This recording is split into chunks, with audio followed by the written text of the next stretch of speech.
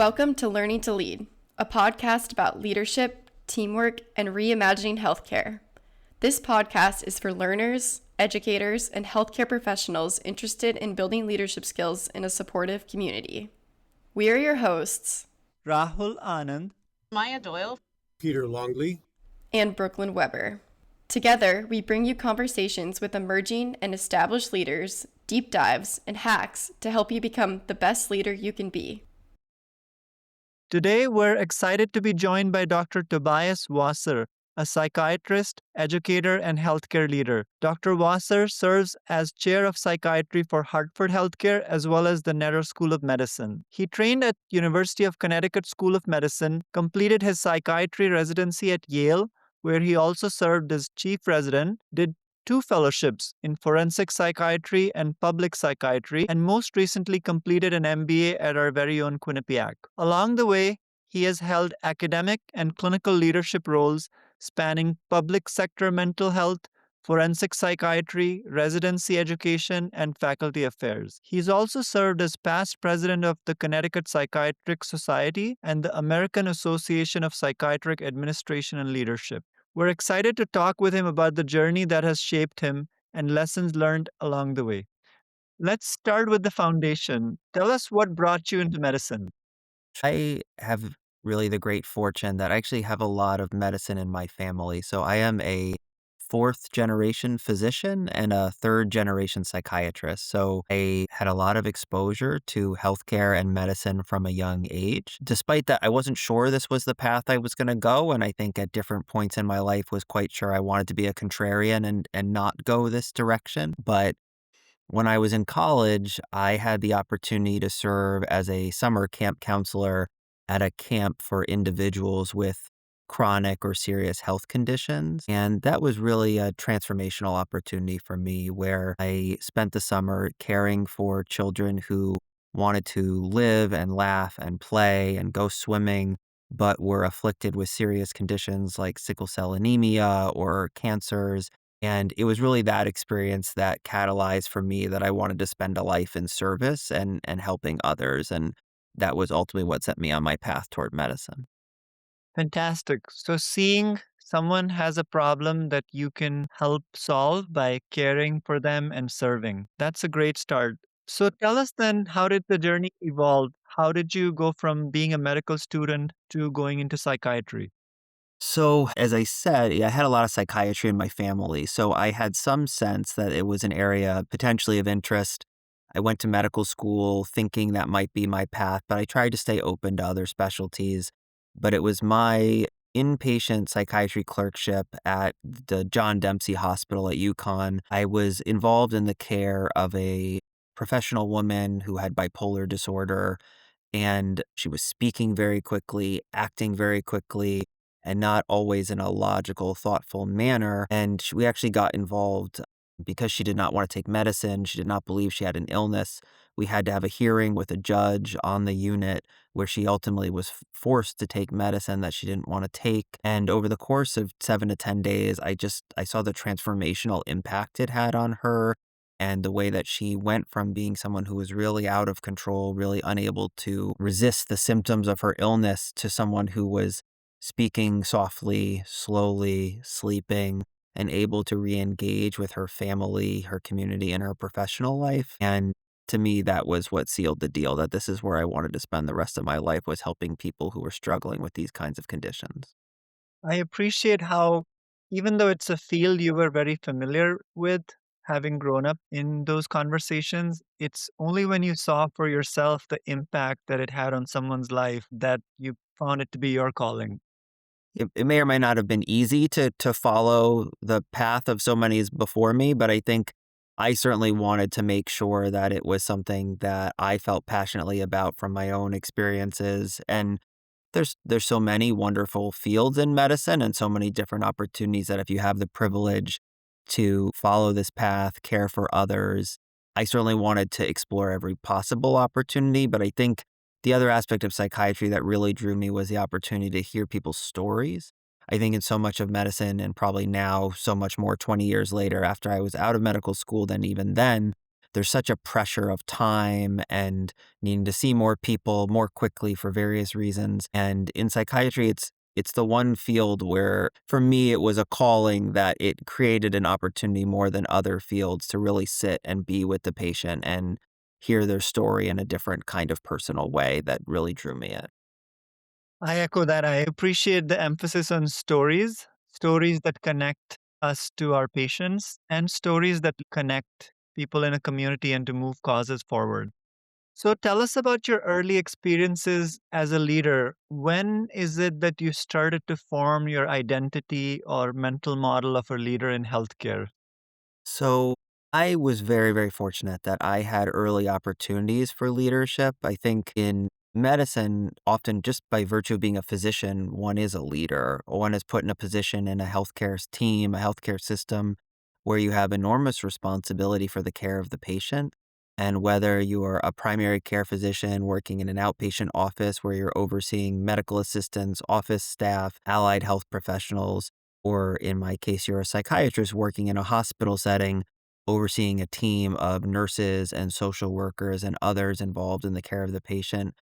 Just by virtue of caring for them, you are in a leadership position. And I think those were my earliest lessons in leadership was how to cultivate a team, how to bring people together toward a common goal and mission, how to work through challenges when we don't see eye to eye, and also to ultimately be willing to bear the responsibility of making a decision that maybe not everybody agrees with, but recognizing that not only do you have the privilege, but the responsibility to do so in the role and to be comfortable bearing the brunt of people not being happy with your decisions, but believing that you've reached the conclusion through a good process. So I think those were my earliest experiences. And then after a couple of years of being an attending in a hospital setting as a psychiatrist, I had the opportunity to become the medical director of a publicly run state hospital focusing on the care of individuals with both psychiatric illness, but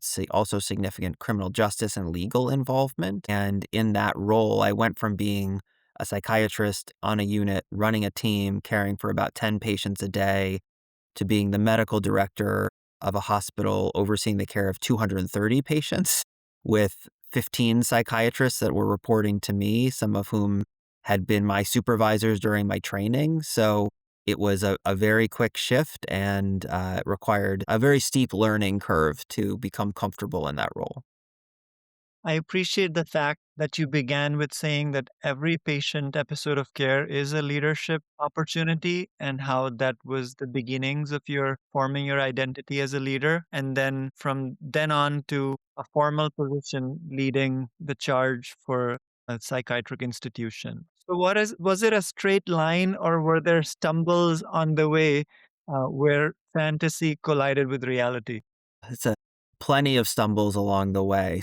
I think I talked about the sequential step from psychiatrist on a team, running a team one day to medical director, overseeing many patients, many physicians and other professionals the next. But what I did not anticipate was how challenging that transition would be. And I think maybe overestimated the ways in which I might be received by others and how important it was to earn really the trust and credibility of others when you're in a leadership position. I moved into this role, as I said, I was overseeing a dozen physicians, and most of them were more experienced and more senior than I was. In my first couple of weeks on the job, I was sitting down with somebody who was in an assistant leadership type role, and we had what I thought was a very collegial, collaborative conversation about how we're going to work together. And I don't want to be hierarchical. And I have so much to learn from you. And I really value your experience and expertise. And the person nodded along and smiled. And I thought all was going well until they said, "That's all well and good. But at some point, I'm going to need supervision and I'm going to need guidance from someone who knows what they're doing. And when that happens, you have nothing to offer me." And for those, I don't know if this is for video recorded or not, but Brooke's eyes just went wide, and that was certainly my experience at the time. But I had fortunately enough self-control to maintain my composure and not express the feelings that were elicited when I received that feedback. And I said, "Well, I understand. And let's talk about how we can provide you the supports you think you'll need to be successful in your role. And I hope that over time you will come to see me as somebody you can lean on for support and guidance and supervision. But that was a pretty quick lesson in my first month on the job of how the fantasy of how I thought this might go was not going to align with the reality in terms of the acceptance from my peers. So you work hard to get the educational training, the clinical experience, even the leadership skill set, but then it is a challenge to build trust and how to be a leader when you may not have the content expertise for everything. There's always going to be somebody who knows more than you or has been there longer than you. I'm just thinking about how when we enter into these leadership positions, it's like all of a sudden we're just expected to know what to do and how to do it when we've never been in that leadership position before. So I'm just thinking about how difficult it is in almost like any position. Because even when I think about like my transitions, it's like all of a sudden it just happens. And then you're in this leadership position and you're like, okay, well, now I'm here. What do I do? And all these people think I should know what to do. And I don't. But I want to build that trust with them, so I want them to think that I know.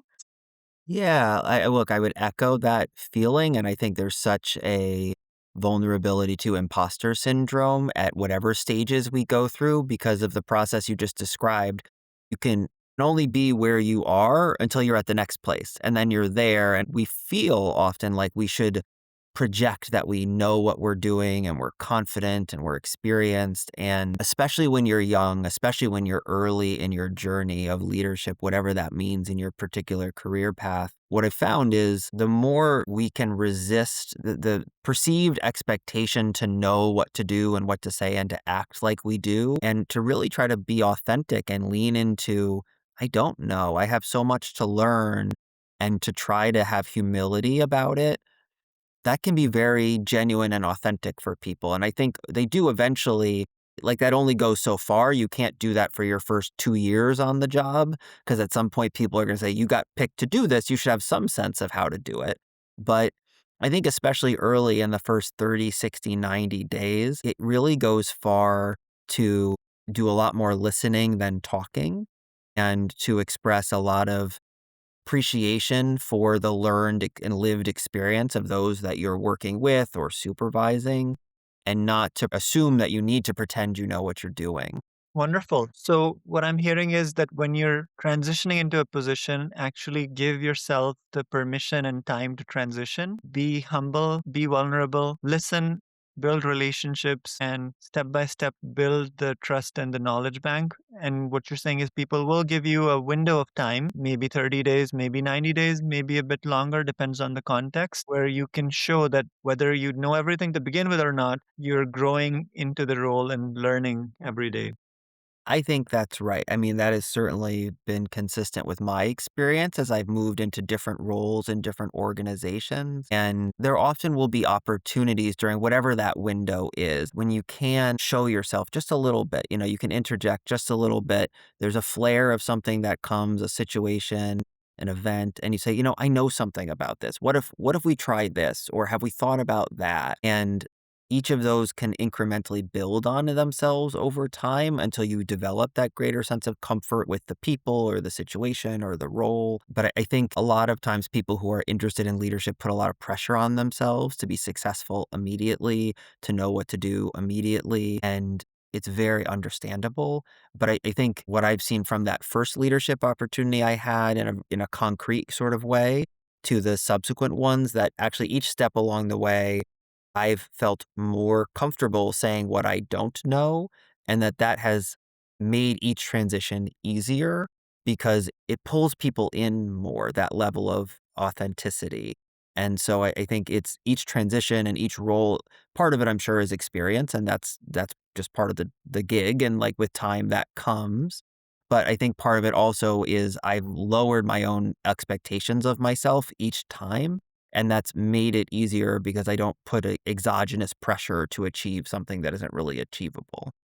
So, you've shared a lot about how you lead yourself when you are in these environments. What about interfacing with and managing people around you or even systems around you as you're moving into leadership positions?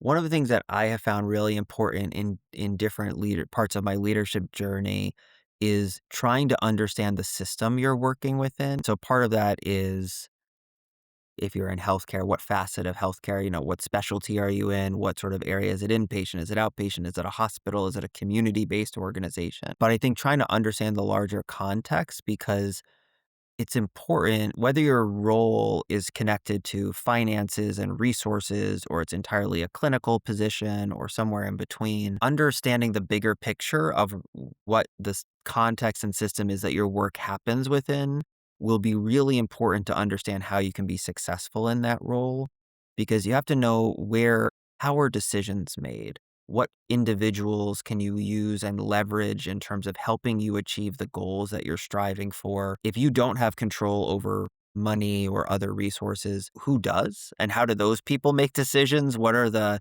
values that are important to them? What are the things they view as successful? And how do you cultivate a narrative that helps them see alignment between your shared vision and goals?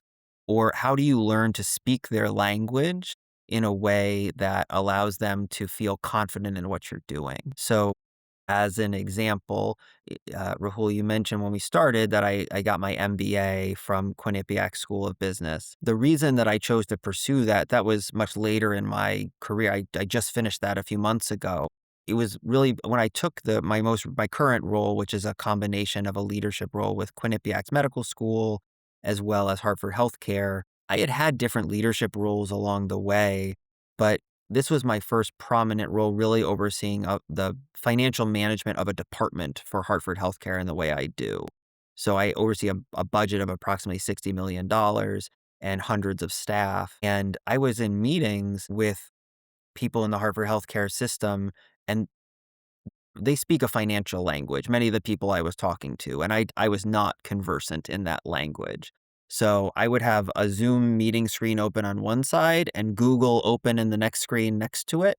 And I was spending the entire meeting Googling terms that people were saying so I could try to understand what it was we were talking about. And after a month or two, I got really tired of always feeling I was a step behind everybody. And I felt like I needed something, some plan, some formal structured educational plan so I could feel more comfortable in my role and learn enough to feel that I could be facile in the language that would help people feel that I could speak to them in their language and then use that to achieve the goals I wanted for taking the best possible care of patients. So that was really what inspired me to get an MBA. And did I really have to? Probably if I waited 6 months, I would have gotten more comfortable. Maybe through osmosis, I would have figured things out. It helped me feel more comfortable. And then I really did learn a lot through that process that then allowed me to translate what my goals were into a vernacular that other people understood. And I think it helped ease the way to achieve shared success. Some great tips on becoming aware of and interfacing with a new place. So, as part of sense making, you're mentioning understanding the values and mission of a place, understanding the language so that you can absorb information as well as communicate it, and then understanding the people, the governance, and the decision making so that you can then engage with and make changes in the system where it's most meaningful. Yeah, I think that's right. I think, and the other piece you're bringing up that I think is really important is the values. And so having moved through a couple of different organizations, so I did a lot of my clinical work in a public mental health space. And then I spent time in the Yale Medical School, Yale New Haven system, and now in the Hartford Healthcare Quinnipiac system. Even though they're all healthcare entities, and my specialty is psychiatry, I've always been involved in the clinical care or the management of psychiatric systems, but the value structures are different. The things that everyone wants to provide the best possible care for the group they're responsible for. I think that's wonderfully been a shared vision and mission amongst each institution. But the value structures are a little different. The way that they accomplish those goals are a little bit different. And I think one of the things one, if you're interested in leadership, making sure that you are choosing to work in an environment that aligns with your values and the way you want to accomplish the work. I think the second piece then is learning what those values are and how do they differently influence the way people approach things and how do they influence the way decisions are made? Because ultimately in any organization, it should be our values that drive our decision making.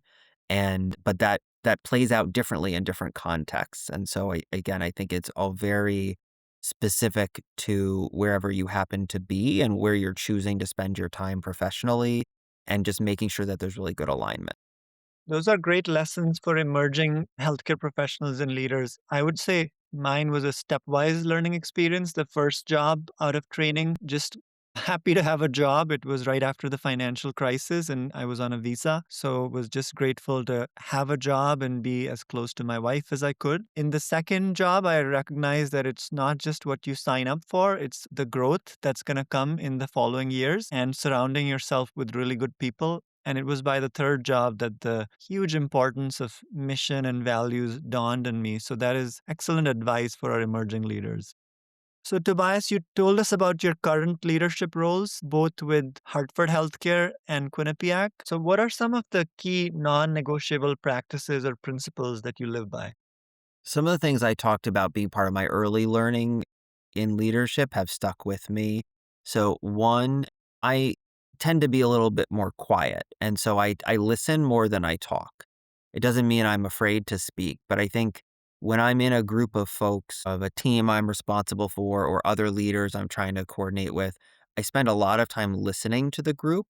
Both if I am the one ultimately empowered to make a decision, I want to make sure I understand where the group is. I may or may not do what the group wants to do, but I think to understand what will the impact of that decision be on the various stakeholders that are involved.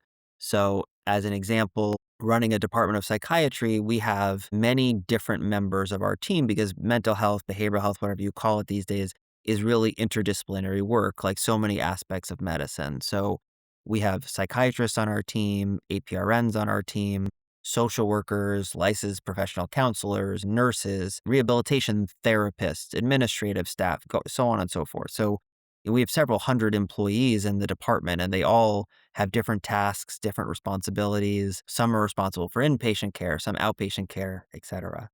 So if we're going to make one single decision that has impact across all of those people in all of those different areas of care who are responsible for different patients, before we make a choice, I want to have a really good understanding of what the leaders of all of those respective areas think the impact of that choice will be on their respective areas. We'll still have to go through some process of weighing risks and benefits and various things. But for me, it's been really important to spend time talking with folks, listening, and trying to metabolize that information to then let that help inform the decision we're going to make, knowing that no one decision is going to be uniformly accepted by all people. I think the other thing that you hear in that story is I really believe in the power of teams. I'm not a individual autocrat who goes around making dictums and just bestowing them down upon people.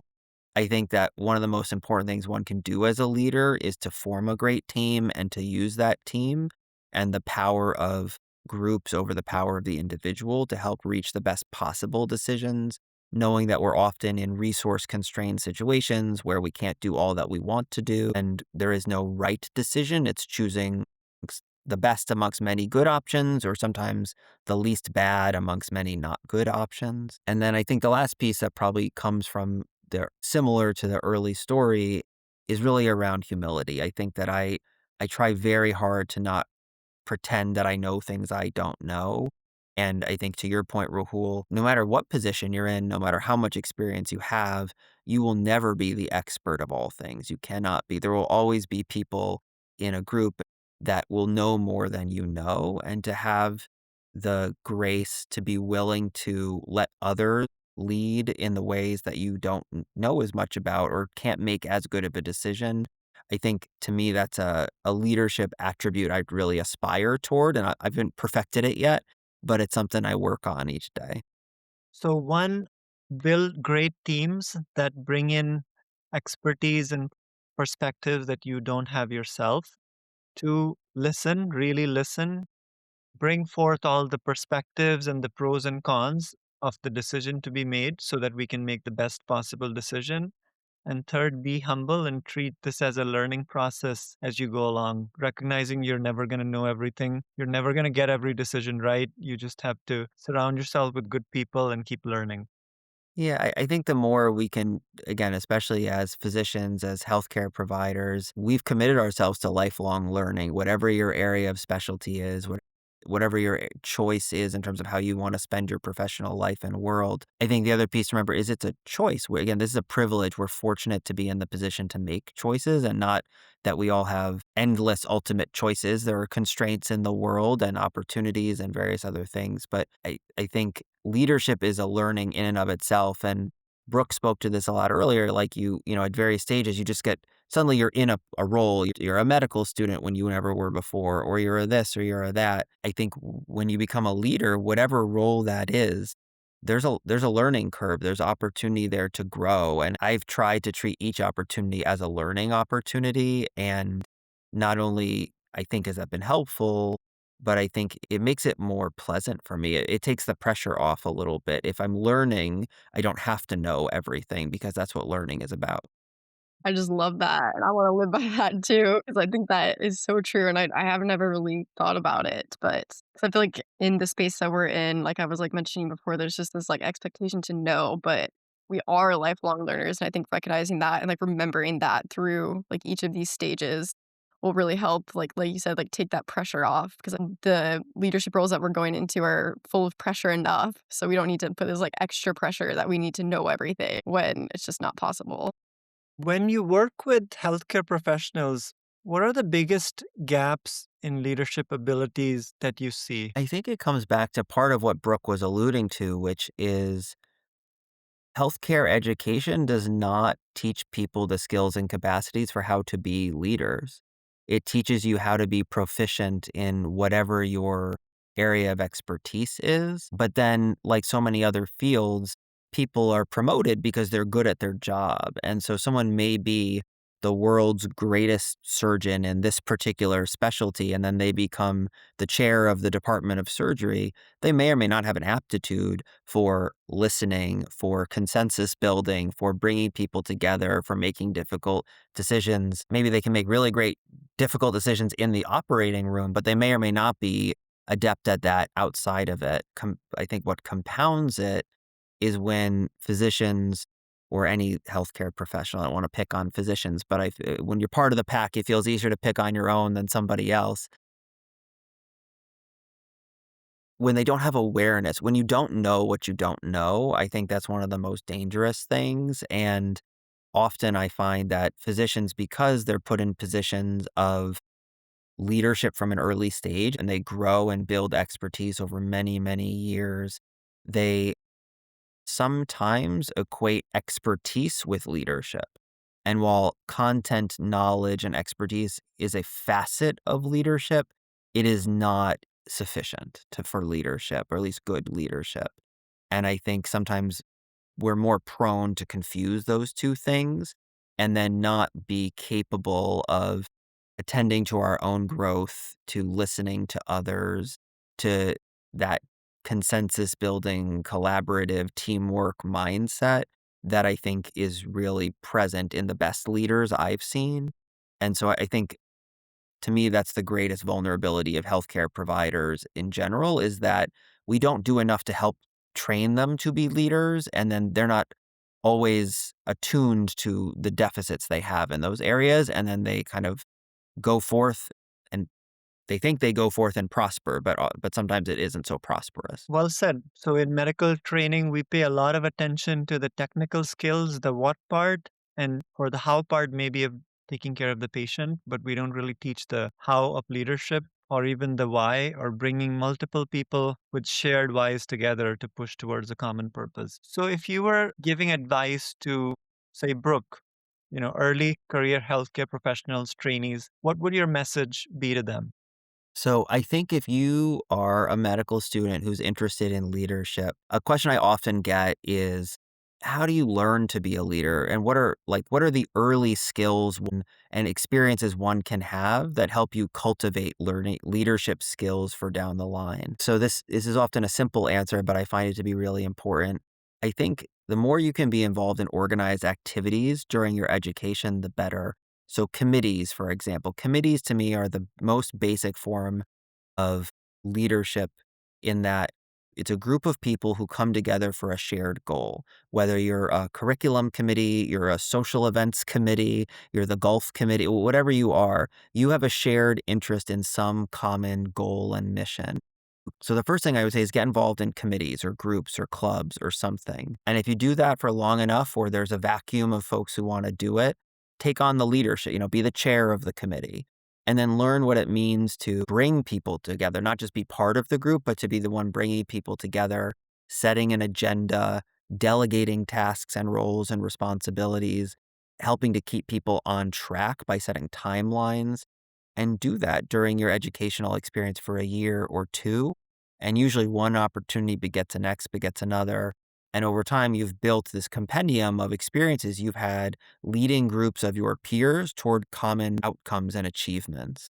That then helps you build the abilities. Those are all the things I do every day as in my job. I get paid to bring people together to achieve certain goals in the mission of providing people the best possible mental health care. I mean, that's what I have the fortune to do every day. But those earliest lessons I learned when I was a medical student and I was the vice president of our student government at UConn, organizing the annual dance we had every year. I mean, it was the same concepts, the same things we were doing, but the outcomes and the achievements we were striving for were different. But those are the things you can build on over years and years. There's get additional training and education and whatever, but those are really the skills you want to start building at this time if you think leadership might be part of your future. Yeah, I love that. That's really helpful. Thank you for sharing that. I think the theme that seems to be going through is just like learning and like learning through experiences. And I really, really like that because I really think that is the best way to do it. And you have to like start somewhere. So starting, on the committees and then you work your way up and like just gathering information and abilities and skills like along the way. So I think that's really great. Yeah, I think you're right to pick up on the theme of learning. The other thing that I think is really helpful is be open to opportunities and say yes more than you say no. When opportunities come, even if you don't feel confident in your ability to do it, try to push yourself to say yes. And of course, there's got to be a reasonable work life, school life balance in all of that. We can't say yes to all the opportunities. Otherwise, there's a risk of burning out, feeling overwhelmed, not having enough time for wellness and self care. But to some extent, I think we all have a comfort zone that we live in. And then we all have like this penumbra, the area, right outside the comfort zone. And I always encourage people just push yourself a little bit outside that comfort zone. And I think also to acknowledge we often think we're not capable of more than we really are. And we don't recognize that we're all just a bunch of scared people faking it till we make it. And so I think the more you can practice that and try things just outside what you actually feel comfortable doing. But if you do it for 6 months, suddenly you'll be a lot more comfortable than you were 6 months ago. So I think the more you can try to take advantage of whatever those opportunities are that present themselves, at the very least, they will be valuable experiences that will help you know, is it something I want to spend more time doing in the future or I don't want to? And the more you can also learn what you don't want to spend your time doing, that's equally valuable for your future. Yeah, the analogy that's coming to mind is thinking of them as units of exploration. So if you're exploring a few trails every season, then in a few seasons, you're going to be a seasoned traveler. Absolutely. One of the things that I've been so fortunate in my career is have incredible mentors who helped me get along various paths in my journey. And there are several steps I wouldn't have survived professionally without mentorship and people to help guide me, give me a safe space to vent my frustrations, bounce ideas back and forth. And I think one of the things we know is that we're not always great about identifying mentors or cultivating mentorship. And I think there are also gender based differences around people's level of comfort or access to mentors and models who look like you or with whom you find shared identity. So I also want to acknowledge that as a straight white man, I may have had more access to role models who looked like me in the medical healthcare system, and that may have given me advantages. So I don't want to encourage something that doesn't feel accessible, but I do want to acknowledge where I recognize that not everyone feels the same level of comfort. And of course, at a larger system level, we have to keep working toward that equity for all. It's part of also why I really want to encourage folks, especially those who maybe don't belong to groups where they see as much and it may not be as comfortable, as best you can try, as best you can push yourself, because the literature tells us that folks who have mentors are much more likely to be successful, especially if you're interested in leadership. And nobody can do this alone. You can't know how to do that. No one's born knowing how to do this. And so the only way is both to learn through practice and to learn through feedback from trusted others. So I just would encourage that as much as possible. I can't even find the words to describe how important it's been for my professional journey, and I would just really encourage others to avail themselves of it and to be willing to be forward and say, "Will you be my mentor?" And some people will say no, but some people will say yes, and that can be really important. It's fantastic advice. And I'm going to channel some of what Josh Hartzell taught us earlier on this podcast, which is that in the beginning, we're all trying to survive in this profession. But then as you progress, one of the things you can do is be the change you wish to see in this world and just look out for how can you sponsor others, how can you coach others and mentor others in the position you're in. And your best friend is a thank you note if you want to build people in your support team, because it goes a long way to appreciating what others are doing for you. It gives them direct feedback that their actions made a positive difference for you. I think it's a great point. And one of the most joyous parts of my professional life now is getting to pay it forward and to talk to students, talk to trainees, and help them find their path. Thank you, Tobias, for a great conversation. What I'm taking away from our time together is your humility. Listen, surround yourself with good people, learn, and keep exploring and keep building. Yeah, I would definitely echo what you're saying. And something else I'm taking away is the theme of learning, because Tobias, I would consider you like a very good leader. You've had all these roles. Like I consider you almost like an expert of like leadership, but then it's like really like nice to hear that you still feel like you're learning. Like I just like the ability to keep learning. All right, that's a wrap. And listeners, thanks for tuning in. Until next time, take care and keep learning and leading. Thank you for listening to our show. Learning to Lead is a collaboration of faculty and students from the schools of medicine, nursing, and health sciences at Quinnipiac University. Creators of this show are Rahul Anand, Maya Doyle, Peter Longley, and Brooklyn Weber. The student producer is Krishna Anand. Senior producer is Brooklyn Weber. And executive producer is Rahul Anand.